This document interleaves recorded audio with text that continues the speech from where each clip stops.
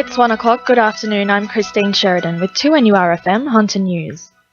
The New South Wales Government has announced Newcastle Airport will receive almost $900,000 in funding, bringing international departures one step closer. The funding will be targeted on building new customs and immigration offices, as well as quarantine facilities. Newcastle Airport CEO Peter Cox says the airport will also be pushing to increase the frequencies of domestic flights. We've got teams that constantly work and approach airlines on international flights and domestic. We're trying to increase our number of domestic destinations and also increase the frequencies to the ones we've got, but also pushing hard on international. I've told my friends back in Perth that I've been at the Hunter for 5 months and really realised the region fights for what it needs, and Newcastle Airport's no different, so we're really fighting for the international flights.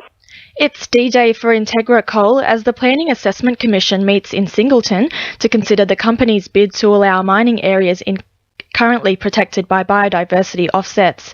It comes after 43 million tonnes of coal was uncovered beneath the sites, designed to safeguard vulnerable plants, animals and ecological communities, prompting Integra to apply for relaxations to its conditions of consent.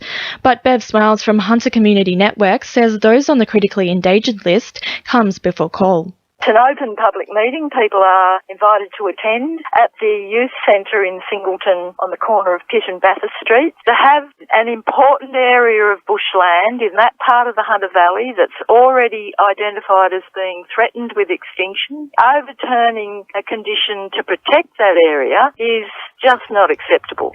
A 31-year-old man's sentence for a count of armed robbery has been adjourned till next week due to the man's additional sentencing of a break-and-enter made in Newcastle local court today. Gregory Curry allegedly entered a Rutherford takeaway store armed with a blood-filled syringe whilst demanding his brother for money. Mr. Curry is suffering from mental and physical illness and has told the court he can't remember the event unfolding. The date for the Save Our Rail hearing, which will decide if the group is to pay the state government's legal bill over the Newcastle heavy rail battle, is on the horizon. The group will learn on Monday as to when the hearing will take place, which will likely be in the first third of the new year.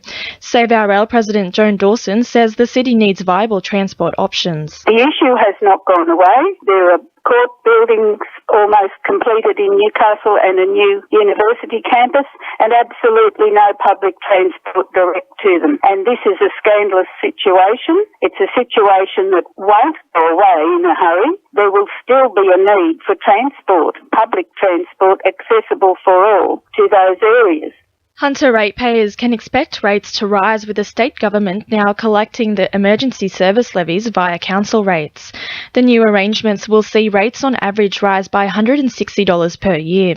However, state treasury modelling shows home and contents would fall by $200, delivering average household savings of $40. A sensory garden has opened up in Raymond Terrace's Port Stephens Road today as part of an initiative of Integrated Living Australia. The garden is designed to provide therapeutic activities for those who suffer from dementia and help improve their quality of life. Integrated Living's Chief Executive Catherine Daly says the garden is made accessible for all who need a safe and relaxing space. Particularly for people living with dementia, but also for other people who may want a secure and safe place to come to. It is really about a therapeutic, it has a therapeutic benefit. So it's really about appealing to all the senses. So it's been specifically designed so things are at the right height for someone in a wheelchair, for example. In finance, the All Ords is down 8 points at 50.79 and $1 is buying 72.54 US cents. Sport, thanks to our sponsor, Warners Bay Sports Club. The Newcastle Knights' new star Trent Hodkinson is getting a bit of room to move under new coach Nathan Brown. The halfback was confined to being a right-side player during his stint at Canterbury, but Hodkinson has been exploring new positions with the Knights. Meanwhile, this week's announcement of NRL funding increases is pegged to spark new interest in ownership of the Knights, with suggestions the club is potentially worth $20 million. Australian hurdler Michelle Janecki is gearing up to compete in Glendale's Hunter Track Classic in preparation for her maiden Olympic Games appearance in Rio de Janeiro. The 22-year-old will headline the competition alongside Newcastle wheelchair champion Kurt Fernley.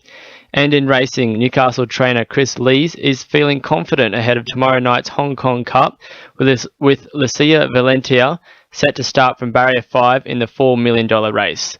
That's sport. I'm Reece Wicks. To NURFM News Time is 1:05.